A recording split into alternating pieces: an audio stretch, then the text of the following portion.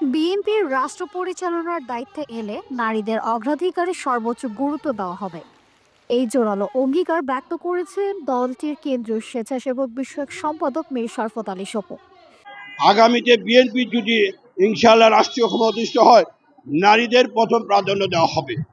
নারীদের জন্য আমাদের নেতা শহীদ রাষ্ট্রপতি জিয়া রহমান উনি সমস্ত সবকিছু উনি ঘোষণা করেছিলেন। বাংলাদেশের জাতীয় সংসদের নারীদের কোটা সংরক্ষিত আসন সৃষ্টি করেছিলেন শহীদ রাষ্ট্রপতি জিয়া রহমান। শনিবার ৩০ আগস্ট মুন্সিগঞ্জের শ্রীনগরে বিএনপির রাষ্ট্র মেরামতের ৩১ দফা রূপরেখা নিয়ে আয়োজিত এক কর্মশালায় প্রধান অতিথির বক্তব্যে তিনি এই প্রতিশ্রুতি দেন। জেলা জাতীয়তাবাদী মহিলা দলের উদ্যোগে ছনবাড়ি বাসস্ট্যান্ডে এই কর্মশালা অনুষ্ঠিত হয়।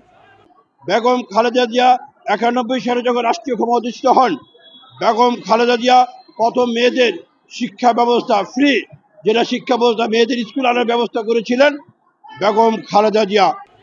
কর্মশালায় মুন্সিগঞ্জ জেলা মহিলা দলের সভাপতি সেরেন আক্তার বিনার সভাপতিত্বে আরও বক্তব্য রাখেন কেন্দ্রীয় মহিলা দলের সহসম্পাদক শাহেদা মির্জা পাশু। এ সময় জেলা ও বিভিন্ন উপজেলা থেকে আগত মহিলা দলের বিপুল সংখ্যক নেতাকর্মী উপস্থিত ছিলেন।